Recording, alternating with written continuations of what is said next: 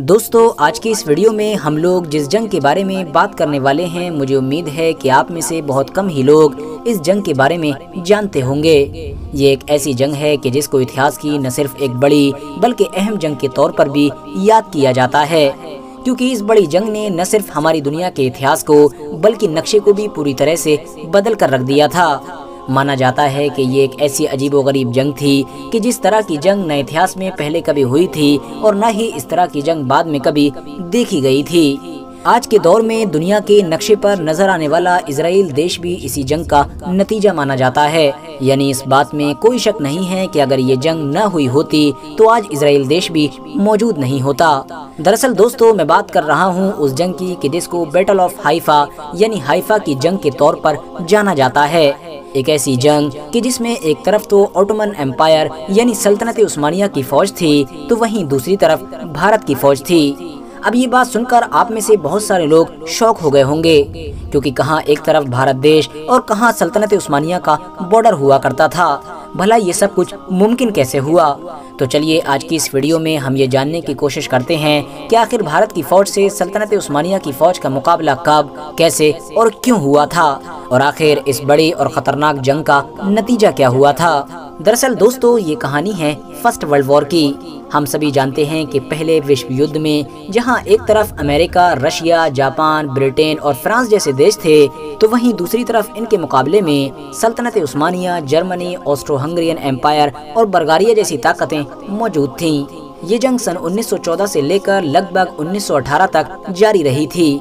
इस जंग में ब्रिटेन यानी अंग्रेजों का सबसे बड़ा टारगेट ऑटोमन एम्पायर ही था। माना जाता है कि ब्रिटेन ने इस जंग से पहले ये सपना देखा था कि वो किसी तरह से सल्तनत उस्मानिया को खत्म करेगा, क्योंकि जाहिर है उस दौर में सल्तनत उस्मानिया दुनिया की एक बड़ी सल्तनत मानी जाती थी, क्योंकि इस सल्तनत के खत्म होते ही इसका जो बड़ा इलाका था उसका ज्यादातर हिस्सा ब्रिटिश एम्पायर के अंडर में आ सकता था। इस तरह से ब्रिटिश एम्पायर जो ऑलरेडी सबसे बड़ी सल्तनत था वो और भी बड़ा हो जाता। मगर फर्स्ट वर्ल्ड वॉर में लाख कोशिशों के बावजूद भी ब्रिटेन सल्तनत उस्मानिया को खत्म ना कर सका।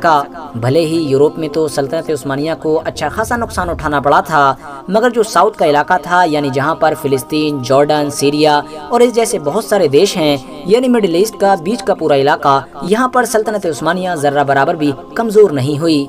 और ब्रिटेन चाहता था कि वो किसी भी तरह से इस इलाके पर ही सल्तनत उस्मानिया को कमजोर करे, क्योंकि इसके बिना सल्तनत उस्मानिया को खत्म करना नामुमकिन बात थी। ये पूरा इलाका एक तरीके से सल्तनत उस्मानिया का होम ग्राउंड भी था, क्योंकि हो न हो सल्तनत उस्मानिया इस पूरे इलाके पर पिछले 400-500 साल से लगातार राज कर रही थी। दोस्तों धीरे धीरे वक्त गुजरता गया और फिर दौर आया सन 1918 का।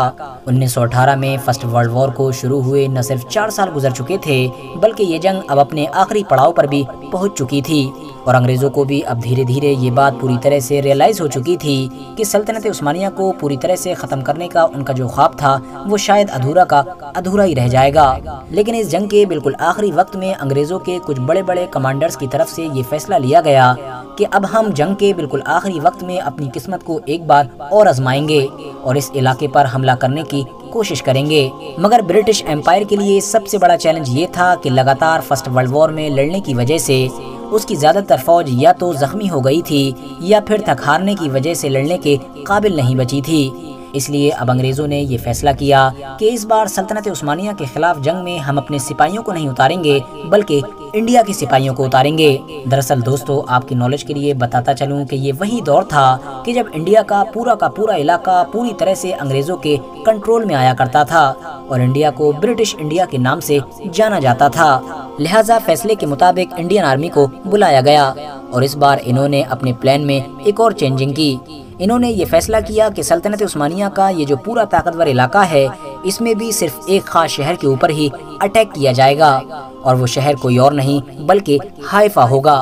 वही हाइफा कि जो आज के दौर में इजराइल के इलाके में आता है। दरअसल दोस्तों अंग्रेजों के लिए ये शहर इसलिए भी जरूरी था क्योंकि इस शहर के अंदर एक बंदरगाह मौजूद थी। अंग्रेज जानते थे कि वो अगर किसी भी तरह से इस शहर पर कब्जा करने में कामयाब हो गए तो फिर बाद में समुद्र के रास्ते को इस्तेमाल करके वो इस इलाके में ज्यादा से ज्यादा हथियार और फौज को ला सकते हैं, और फिर इस तरह से बाद में सल्तनत उस्मानिया के खिलाफ अपनी जंग को और भी आगे बढ़ा सकते हैं। لہٰذا پلان کے مطابق انڈین فوج کو بلا لیا گیا۔ ساتھ ہی ساتھ آپ لوگوں کی نالج کے لیے یہ بھی بتاتا چلوں کہ انڈیا کی جس خاص فوج کو اس علاقے میں جنگ کے لیے بلایا گیا تھا وہ دراصل لینسرز تھے۔ لینسرز فوج کی ایک ایسی خاص ٹکڑی کو بولا جاتا ہے کہ جس کے فوجی گھوڑے پر بیٹھے ہوئے ہوتے ہیں اور ان سبھی کے ہاتھوں میں ایک ایک بھالا ہوتا ہے، ایک ایسا لمبا اور تیز بھالا کہ جو ان فوجیوں کا اکلوتا ہتھیار ہوتا ہے۔ تیز رفتار دوڑتے ہوئے گھوڑے سے یہ فوجی آتے ہیں اور اس بھالے کے ذریعے سے اپنے دشمن پر اٹیک کرتے ہیں۔ لہٰذا جب اس طرح کی خاص فوج حائفہ کے میدان میں اتری تو دوسری طرف جو فوج موجود تھی جس میں سلطنت عثمانیہ کی فوج کے ساتھ ساتھ جرمن اور یورپ کے دوسرے سپاہی بھی موجود تھے، ان کے ہوش اڑ گئے، کیونکہ ظاہر ہے انہوں نے اس سے پہلے کبھی بھی اس طرح کی فوج کا سامنا نہیں کیا تھا، اور انگریز اپنے پلان میں کامیاب ہوئے اور کچھ وقت کے اندر ہی بھارت کی فوج حائفہ کے علاقے پر قبضہ کرنے میں کامیاب ہو گئی۔ اس طرح سے اب انگریزوں کے لیے ایک امید کی کرن بھی جاگ چکی تھی۔ اس جنگ میں برٹش انڈین آرمی کی طرف سے جو مین کمانڈر تھے جن کا نام اتہاس میں کلپات سنگھ شیخاوت بتایا جاتا ہے، ان کی موت ہو گئی تھی۔ یہی وجہ ہے کہ بعد میں انگریزوں نے ان کو دی ہیرو آف حائفہ کا نام بھی دیا تھا۔